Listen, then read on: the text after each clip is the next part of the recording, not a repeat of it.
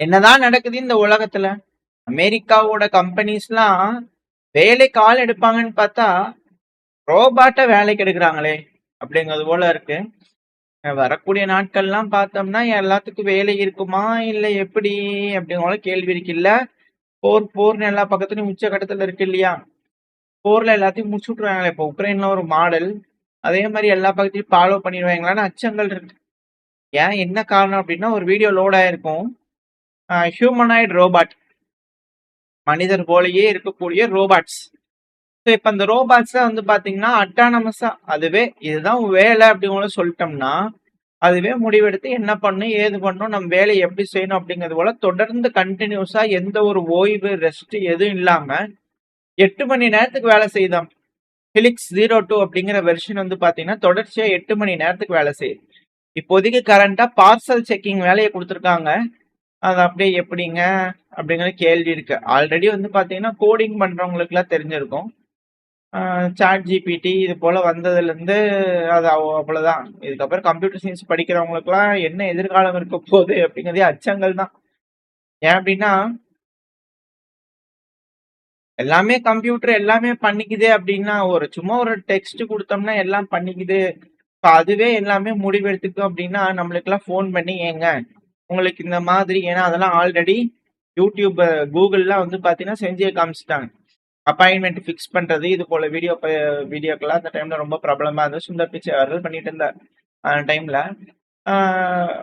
இப்ப எப்படி ஒரு கம்பெனிக்கும் கால் பண்ணி எங்க வெப்சைட் செஞ்சு தரோம், எங்க உங்களுக்கு அப்ளிகேஷன் செஞ்சு தரோம், 10 நிமிஷம் இப்ப டெமோ பாருங்க, பிடிச்சதுன்னா ஹோஸ்டிங் பண்ணிக்கலாம், இப்பே பண்ணிக்கலாம், பேமெண்ட் மட்டும் பண்ணிருங்கன்னு கேட்டு 5 நிமிஷத்துல வேலையை முடிச்சிருமா அப்படிங்கிற அச்சங்கள் இருக்கு. ஸோ இதெல்லாம் எதிர்காலத்துல நடக்க ரோபாட்டே வந்துருச்சு. இதெல்லாம் இப்படி இருந்துச்சுன்னா எப்படி என்ன வேலை தான் செய்யறது மனுஷங்க அப்படிங்கிற கேள்வி இருக்கு. ஒரு பெரிய அச்சம் தான். இதை பத்தி நீங்க என்ன நினைக்கிறீங்க? எதிர்காலம் எப்படி இருக்க போகுது? மனிதர்களுக்கு ரோபோ கூட சண்டை பிடிக்க போறோமா இல்ல எப்படி நம்மள ரீப்ளேஸ் பண்ணிடுமா மனுஷங்களையே அப்படிங்கிற அச்சங்கள்ல இருக்கு. என்ன நடக்க போகுது அப்படிங்கிறது பார்க்கலாம். எல்லா வேலையும் அதுவே செஞ்சுச்சுன்னா நம்மள வச்சுக்குவாங்களா மாட்டாங்களா? நம்மளாம் உலகத்துக்கு பாரமா இருக்கன்னு துரத்தி விட்டுருவாங்களோ அதெல்லாம் அச்சங்கள் இருக்கு. ஸோ பாப்ப என்ன நடக்க போகுது. மெயினான விஷயம் 2 மிக முக்கியமான மீட்டிங்ஸ் வந்து பார்த்தா நடந்திருக்கு. ஒன்னு ஜின்பிங் அவர்கள், அதுக்கப்புறம் அமெரிக்காவோட அதிபர் தேவ தூதரான டொனால்டு ட்ரம்ப் அவர்களோட மீட்டிங். சைனால ரவுண்டா பேசிக்கலாம் அப்படிங்கிற முதல் ரவுண்ட்ல வந்து பாத்தீங்கன்னா 2 மணி நேரம் 15 நிமிஷத்துக்கு ரவுண்டு போயிருக்கு. அது பேச்சுவார்த்தைங்க, வேற எதுவும் நினைச்சுக்காதீங்க. ஸோ 2வது மிக முக்கியமான ஒரு விஷயங்கிறது பிரிக்ஸ் மீட்டிங். இதை பத்தி நம்ம அடுத்த பையில பார்க்கலாம். ஏன்னா இப்பதான் சில விஷயங்கள் வந்துகிட்டு இருக்கு. நம்ம சாராம்சங்கள் ஷார்ட்டா பார்ப்போம் இல்லையா? ஸோ அடுத்த பையில பார்க்கலாம். ஸோ இப்ப சைனா அப்புறம் ட்ரம்ப் அவர்கள் தேவ தூதர் அல்லவா? ஸோ ப்ரியாரிட்டி கொடுப்போம். என்ன நடக்குது அப்படிங்கிறது பார்ப்போம். ட்ரம்ப் அவர்கள் அப்புறம் சைனாவோட ஜின்பிங் அவர்கள். ட்ரம்ப் அவர்கள் என்ன பேசுறாருன்னா நல்ல குட் மீட்டிங்க. ஜின்பிங் அவர்களோட சைனாக்கு நல்ல குட் மீட்டிங் அப்படிங்கிற விஷயத்த சொல்லிட்டாரு. ஸோ இதுல இருந்து நம்ம தெரிஞ்சுக்கலாம், பியூட்டிஃபுல் அப்படிங்கிற வேர்டு தேவதூதர் கிட்ட இருந்து வரல, பேட் அப்படிங்கிற வேர்டு தேவதூதர் கிட்ட இருந்து வரல, குட் அப்படிங்கறதா வந்திருக்கு. பெஸ்ட் அப்படிங்கிற ஒரு வேர்டும் வரல. ஸோ குட் தான் வந்திருக்கு. 5க்கு ஒரு 3 இல்ல 2.5 மார்க் கொடுக்கலாங்களா அப்படிங்கிற கேள்விகள் இருக்கு. ஸோ பேச்சுவார்த்தைகள் ஒன்றும் சரியா இல்லை போல தெரியும். ஸோ பிரசிடென்ட் ஜி அவர்கள், அப்புறம் பிரசிடென்ட் சைனாவோட அதிபர், அப்புறம் இவங்க. ஸோ இதுல ஜின்பிங் அவர்கள் என்ன சொல்லியிருக்காரு அப்படின்னா டீப்பான சென்ஸ், சாரி இல்ல இதை சொன்னது டொனால்டு ட்ரம்ப் அவர்கள் சொல்லியிருந்தாரு ஜின்பிங் அவர்களை பார்த்து. அதாவது சைனாவோட மக்களுக்கும் அமெரிக்காவோட மக்களுக்கும் டீப்பான சென்ஸ் அப்புறம் மியூச்சுவல் ரெஸ்பெக்ட் வந்து பாத்தீங்கன்னா இருக்கணும். மியூச்சுவல் ரெஸ்பெக்ட் அப்படிங்கிற வேர்டு, மியூச்சுவல் அப்படிங்கிற அந்த வேர்டு, மியூச்சுவல் அப்படிங்கிற அந்த வேர்டு முறையா அமெரிக்க தரப்புல வந்திருக்கு. ஆஹா பேஸ் அப்படிங்கிற இருக்கு. அதாவது சமமா போய்க்கலாங்க அப்படிங்கிற ஒரு வேர்டே வந்து பாத்தீங்கன்னா வராது. மியூச்சுவல்ன்ற ஒரு வேர்டே வராது. வருதுன்னா கொஞ்சம் யோசிக்க வேண்டியதுதான். கொஞ்சம் பெண்ட் ஆகணும் அப்படிங்கிற சொல்லியிருந்தோம் இல்லையா? பெண்ட் ஆயிட்டாரோ அப்படிங்கிற கேள்விகள் இருக்கு இந்த பேச்சுவார்த்தை வச்சு பார்க்கும்போது. அதுவும் டீப்பான சென்ஸ். இந்தியா பாகிஸ்தான் பிரச்சனையில காமன் சென்ஸை யூஸ் பண்ணுங்கன்னு சொன்னா இல்லையா? ஸோ இங்க வந்து டீப்பான சென்ஸை யூஸ் பண்ணுங்க அப்படிங்கிற சொல்லிக்கிறார். அதனால காண்ட ஏற்றக்கூடிய வார்த்தைகள் அல்லவா? ஸோ அதனாலதான் மெயினான விஷயத்து வரும். இப்போ சீனாவா இருக்கட்டும் அமெரிக்காவா இருக்கட்டும் கோஆபரேஷன் பண்ணிக்கலாங்க, கன்ஃபரன்ட்ரேஷன் வேண்டாம். 2 நாடுகளும் பார்ட்னர்ஸா இருக்கணும். ரைவல்ஸா இருக்கிறத விட அப்படிங்கிற மாரி சொல்லிக்கிறாங்க. அது மட்டும் இல்லாம ஜின்பிங் அவர்களே வாங்க, வெள்ளை மாளிகைக்கு வாங்க. புதுசா கட்டி வச்சிருக்கேன். இது மட்டும் நம்பிட்டு வெள்ளை மாளிகைக்கு வாங்க, நம்ம வூட்டுக்கு வாங்க அப்படிங்கிறதோட ஒரு ரெக்வெஸ்டையும் வச்சிருக்காரு. ரெக்வெஸ்ட் இல்ல, ஒரு இன்வைட்டையும் வச்சிருக்கிறாரு. 24 செப்டம்பர் வாங்களேன், அங்க ஒரு டோஸ்ட் அடிப்போம் அப்படிங்கிறது போல கூப்பிட்டுக்கிறாரு. இது எதுக்குன்னா ரிச் என்டியூரிங் பிட்வீன் அமெரிக்கா அப்புறம் சைனா பீப்புள் மக்களுடைய கனெக்ஷன் இருக்கிறதுக்காக வாங்களேன் எங்கேயும் அப்படிங்கிறது போல கூப்பிட்டுருக்காரு. ஸோ அது என்ன நடக்க போகுதுன்னு பார்க்கலாம். இதுல இன்னொருத்தர் வந்திருக்காரு, மெயினான மேட்டர். இதெல்லாம் நம்ம ட்ரம்ப் அவர்கள் பேசினதான் பார்த்துருக்கோம். இப்போ அடுத்த இது ரிலேட்டடா வந்து பாத்தீங்கன்னா மார்க்கோ ரூபியோ அவர்கள், ஏன்னா இதெல்லாம் இம்பார்ட்டன்டான விஷயம், சாராம்சங்கள், நடக்கக்கூடிய விஷயங்கள்ல இந்த கடந்த ஒரு 2 நாள் நம்ம பார்க்கல இல்லையா? ஸோ இதுல இருக்கக்கூடிய விஷயங்கள் எல்லாமே கிளப் பண்ணி நான் உங்களுக்கு சொல்றேன், மிக முக்கியமான செய்திகள். இந்த மார்க்கோ ரூபியோ அவர் என்ன சொல்றாருன்னா, சைனாவோட சைடு இருக்காங்க இல்லையா, அவங்களுக்கு இந்த ஸ்ட்ரைட் ஆஃப் ஹார்மோஸ்ல மிலிட்டரைஸ் பண்றதுல எந்த ஒரு ஃபேவருமே இல்லைங்க. நான் அவங்களுக்கு அதுல ஒன்றும் பெருசா விருப்பம் இல்லை. இந்த டோல் பாங்குற சிஸ்டம்ல எல்லாம் அவங்களுக்கு ஒன்றும் விருப்பம் இல்லை. அது எங்களோட பொசிஷன்ல தான் அவங்களும் இருக்காங்க. அது மட்டும் இல்ல, அது வந்து சீனாவுக்கு ஆதரவா அந்த விஷயங்கள் இருக்கக்கூடிய விஷயங்கள். இதுல மார்க்கோ ரூபியோ அவர்கள் நிறைய விஷயம் பேசினாரு, நேட்டோவை பத்தி பேசினாரு, பல்வேறு விஷயங்கள் நடந்துச்சு. இந்த ஈரான் ரிலேட்டடா பேசும்போது, இந்த ஈரான் ரிலேட்டடா இருக்கக்கூடிய விஷயத்துல மார்க்கோ ரூபியோ அவர்கள் சொல்றது, சைனா எங்களோட நிலைப்பாட்டு தான் வந்து பாத்தீங்கன்னா இருக்கிற மாதிரி இருக்கு. ஏன்னா அவங்களுக்கு டோல் சிஸ்டமோ, இங்க ஈரானுக்கு உதவுறதோ, இங்க மிலிட்டரைஸ் பண்றதோ ஒரு நாடு கட்டுப்பாட்டுக்குள்ள எடுத்துக்கிறதுல அவங்களுக்கு ஒன்றும் பெருசா விருப்பம் இல்லை அப்படிங்கறது அவர் தரப்புல இருந்து வந்து பார்த்தா சொல்லிக்கிறாரு. இதுக்கப்புறம் அவர் வந்து நிறைய விஷயங்கள் சொன்னாரு. இது நம்ம அடுத்த பதிவுல பார்க்கணும். பட் இந்த பதிவுக்கு தேவைப்படக்கூடிய ஒரு விஷயம், உண்மையாலுமே சைனாவும் அமெரிக்காவும் ஒரு சேரதா இருக்கிறாங்களா அப்படின்ற கேள்விகள் இருக்கு இல்லையா? இதுக்கு இப்ப சைனாவோட அதிபரான ஜின்பிங் அவர்கள் என்ன சொல்லிக்கிறார் அப்படிங்கறது பார்க்கும்போது, சைனாவான நாங்க சொல்றோம், உலகமே வந்து பாத்தீங்கன்னா இந்த ஒரு மீட்டிங் தான் வந்து பாத்தீங்கன்னா பாத்துக்கிட்டு இருக்காங்க. the whole world is watching our meeting.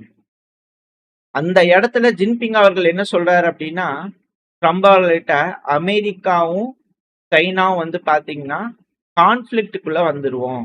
இந்த தைவான் இஷ்யூவை மிஸ்ஹேண்டில் பண்ணிட்டீங்கன்னா கண்டிப்பா 2 நாடுகளும் கான்ஃபிளிக்டுக்குள்ள வந்துருவோம். கிளியரா அவர் சொல்லக்கூடிய வார்த்தை, come into conflict. US and China could come into conflict if Taiwan issue is mishandled. ரொம்ப கிளியரா ட்ரம்ப் அவர்களை ஊருக்கு கூப்பிட்டு முன்னாடி நிப்பாட்டி, பக்கத்திலே நிப்பாட்டி மக்கள் முன்னாடி போருக்கு அழைப்பு விடுக்கிறாரா ஜின்பிங் அவர்கள் அப்படிங்கிற கேள்வி வரும். தைவான்ல கைய வச்சா அவ்வளவுதான் மாவனே, போறதா பாத்துக்க அப்படிங்கிற மிரட்டல்கள் ஓப்பனா நேருக்கு நேர் வச்சு சொல்றாரு. ஏன் அப்படின்னா அமெரிக்கா இருக்கிறாங்க இல்லையா, அவங்க தைவானுக்கு வந்து பார்த்தீங்கன்னா $25 பில்லியன், அதை நம்ம ஆல்ரெடி சேனல்ல பார்த்தோம் இல்லையா? ஸோ அதுக்கு அந்த அளவுக்கான எய்டுகள் ஆல்ரெடி அந்த தீவுல அதிகப்படியான ஆயுதங்கள் வாங்குறாங்க அமெரிக்கா கிட்ட. மேலும் அப்படிங்கும்போது எந்த மாதிரியான விளைவுகள் ஏற்படுத்தும் அப்படிங்கிறது இல்லையா? ஸோ இதுக்கான வார்னிங் வந்து பார்த்தா இங்க இருக்கு. இதுல அமெரிக்கா வந்து பாத்தீங்கன்னா இப்ப சைனாக்கு போறாங்க. அப்ப ஏதாச்சும் பண்ணி கொடுத்துட்டு தானே போகணும். ஏதாவது ஒரு பேச்சுக்கள் இருக்கணும் இல்லையா? ஏதாச்சும் ஒரு பெஸ்ட் பெனிஃபிட்டா ஏதாவது செய்யணும் இல்லையா? ஏன்னா கப்பல்களை பிடிச்சிட்டாங்க, சீனாவோட கப்பல்கள் அங்க வெனிசுலா கிட்ட பிடிச்சிருக்காங்க. இங்க வந்து பாத்தீங்கன்னா ஈரான்ல பிடிக்கிறாங்க. சில பல கப்பல்கள் பிடிச்சிருக்காங்க, சைனாவோட கப்பல்களையும் அமெரிக்கா பிடிச்சிட்டு போயிருக்காங்க. எப்படி என்ன மாதிரியான பேச்சுக்கள் இருக்கும் அப்படிங்கிற உள்ள கேள்விகள்லாம் இருக்குல்ல. ஏதாவது ஒண்ணு பேஸ்ல செஞ்சுட்டு தானே போகணும். எல்லாம் சீனா கிட்ட போய் பேசுற மாதிரி டேபிள் ஏதாவது வெயிட்டாவது வேணும். இப்ப அதுவும் இல்லை இதுவும் இல்லை அப்படிங்கும்போது ஒரு ஃபேவர் வேணும்னா கொஞ்சம் ஏதாவது பண்ணிட்டு தானே போகணும். என்ன பண்ணலாம் அப்படின்னா, அமெரிக்கா ஒரு அப்ரூவ் பண்ணிட்டு போயிருக்காங்க. 10 சைனீஸ் கம்பெனிக்கு மட்டும் அப்ரூவ் பண்ணிக்கிறாங்க. இந்த NVIDIAவோட 2ஆம் தரத்துல இருக்கக்கூடிய பவர்ஃபுல்லான intelligence, artificial intelligence chip H200 அப்படிங்கிற சிப்பு வேணா வாங்கிக்கிட்டுமே. அதுவும் குறிப்பிட்ட கம்பெனிஸ் 10 சீனாவோட கம்பெனி வேணா வாங்கிக்கிட்டோம். அப்ரூவ் பண்ணலாம் கஸ்டமர்ஸுக்கு. ஒரு டைம் அமெரிக்கா அப்ரூவ் பண்ணுவாங்க. 75,000 சிப்பு வரைக்கும் அலோவ் பண்ணலாம் அப்படிங்கிறது போல அவங்க தரப்புல இருந்து இனிஷியலா இது போல நம்ம பண்ணலாம் அப்படிங்கிற யோசிச்சிருக்காங்க. அமெரிக்கா அப்ரூவ் பண்றாங்களோ இல்லையோ, ஆனா சீனா வந்து பாத்தீங்கன்னா இப்ப வரைக்கும் அதெல்லாம் வாங்குறதுக்கு தடை விதிச்சுக்கிட்டு இருக்கு. இது போல சிப்பெல்லாம் வந்து வெளிநாட்டு கம்பெனிஸ்லாம் வாங்காதீங்க. டொமஸ்டிக்கா நம்ம நாட்டுல இருக்கக்கூடிய உற்பத்தி பண்ணக்கூடிய சிப்ஸ வாங்குங்க. அத வாங்கி யூஸ் பண்ணுங்க. பிரச்சனை இருக்குன்னா அவங்ககிட்ட சொல்லுங்க. அவங்களுக்கு வியாபாரமாகும். அவங்களும் அடுத்த கட்ட டெவலப்மென்ட்க்கு போவாங்க. உள்நாட்டுல நம்ம இனிமே சிப்ஸ் வச்சுக்கலாம். ஏன்னா இந்த சிப்ப வச்சு ஏமாத்துற வேலையெல்லாம் நம்ம வேணாம். நம்மளே செஞ்சுக்கலாம். ஏன்னா ரஷ்யா, உக்ரைன் பிரச்சனையில ஆரம்ப காலத்துல சிப்புக்கு என்ன பண்ணுவாங்க? வாஷிங் மிஷின், டிஷ்வாஷர், ஃப்ரிட்ஜ்லேருந்து கழட்டுவாங்க. பழசுலேருந்து கழட்டுவாங்க. எத்தனை நாளைக்கு கழட்டுவாங்கன்னு பார்க்கலாம் அப்படின்னு சொன்னாங்க இல்லையா? இப்ப கழட்டுன்னு கழட்டுறாங்க ரஷ்யா. அதாவது ஒரு வருஷத்திலேயே இருக்கக்கூடிய அனுப்புனா ட்ரோன் அனுப்பிட்டாங்களாமா உக்ரைனுக்குள்ள. இது நம்ம அடுத்த பதிவுல பார்க்கலாம். பெரிய தாக்குதல்கள் நடந்திருக்கு உக்ரைன். ஆனா இந்த பதிவுல மெயினான விஷயம் என்னன்னா, இந்த சிப்ஸுக்கு வந்து அலோவ் பண்ணிக்கிறாங்க. பட் ஆனா அது வாங்குறதுக்கான எந்த ஒரு இதையும் வந்து பண்ண சைனா பார்க்கல. இப்ப சைனாக்கு ஃபேவரபிளான விஷயங்கள் ஏதாச்சும் இங்க நடக்கணும் இல்லையா? இப்போ அமெரிக்காவை பொறுத்த வரைக்கும் ஈரானுக்கு உதவாதீங்க, அதுக்கு உதவாதீங்க, இதுக்கு உதவாதீங்க அப்படிங்கிற கேட்கும்போது ஏதாச்சும் ஒண்ணு செய்யணும் இல்லையா? இப்போ சைனாக்கு ஃபேவரா ஏதாவது ஒண்ணு செய்யணும் இல்லையா? மியூச்சுவல் ரெஸ்பெக்ட், இரு நாடுகளும் நண்பர்களா இருக்கணும், ரைவலரியா இருக்கன்ற பேச்சுல மட்டும் இருக்கக்கூடாது, செயல்களையும் தேவை இல்லையா? அப்படிங்கிற கேள்விகள் இருக்கு. வெயிட் பண்ணி பார்ப்போம். இதுக்கப்புறம் ஈரானுக்கு ரிலேட்டடா என்ன மாதிரியான ஆதரவு, எதிர்ப்பு இந்த இடத்துல நடக்க போகுது. ஆனா இப்ப வரக்கூடிய செய்திகள் அவங்க 2 பேரும் பேசிக்கிட்ட முதல் கட்டத்தை வச்சு பார்க்கும்போது பெருசா எந்த ஒரு முடிவும் எடுத்தப்பட்ட மாதிரி தெரியல. யாருக்கும் ஃபேவராவும் எதுவும் கிடைச்ச மாதிரியும் தெரியல. ஏன்னா எள்ளும் முள்ளும் வெடிக்கிற மாதிரிதான் இருந்தாரு ட்ரம்ப். ஸோ இது ஒன்றும் பெருசா இரு தரப்புலையும் கை கொடுத்த மாதிரி தெரியல. இதுக்கப்புறம் ட்ரம்ப் அவர்கள் என்ன மாதிரி ஜின்பிங் அவர்கிட்ட பேச போறான்றத அடுத்த பையில பார்க்க ஆரம்பிக்கலாம் செய்திகள் வந்துச்சுன்னா. ஆனா இப்ப மெயினான விஷயம் என்னன்னா அமெரிக்கா அப்புறம் ஈரான் இங்க இருக்கக்கூடிய பிரச்சனை. இந்த பிரச்சனையில ஸ்காட் பெசன்ட் அவர்கள் அமெரிக்காவோட ட்ரெஷர் செக்ரட்டரி தரப்புல இருந்து என்ன சொல்லிக்கிறாங்கன்னா, மெயினா லோடிங் பண்ணக்கூடிய ஃபெசிலிட்டி ஈரானோட ஆயில் இருக்கு இல்லையா, தாருக்கு தீவிர வச்சு தானே பண்றாங்க. இப்ப அதை நம்ம சேட்டலைட்ல வச்சு பார்த்துட்டு இருக்கோம். கடந்த 3 நாளா எந்த ஒரு டேங்கையும் அவங்க ஃபில் பண்ணல. அது மட்டும் இல்லாம ஸ்டோரேஜ்லாம் ஃபுல் ஆயிடுச்சு போல தெரியுது. ஷிப்பெல்லாம் வந்து பாத்தீங்கன்னா வெளியே போகாதனால எந்த ஷிப்பும் போய் அதை எடுக்கல. ஸ்டோரேஜ்லாம் ஃபில் ஆயிருக்கும். ப்ரொடக்ஷன்லாம் ஸ்டாப் ஆக போகுது. எதுவுமே வெளியே வரல. இப்ப என்ன பண்ண போறாங்க? அந்த ஆயில் எல்லாத்தையும் என்ன வாட்டர்ல வந்து ஸ்டோர் பண்ணுவாங்களா? ஏதோ ஒன்று நடக்கணும்ல, வழிக்கு வருவாங்க. அவங்க ப்ரொடக்ஷனை மட்டும் ஷட் டவுன் பண்ணிட்டாங்கன்னா வருமானத்துக்கு என்ன பண்ணுவாங்க? இது நம்ம சேட்டலைட்ல பார்த்துட்டு இருக்கோம். சிக்குவாங்க அப்படிங்கும்போது ஸ்காட் பெசன்ட் அவர்கள் ஒரு சைடு உறுதியா இருக்காங்க.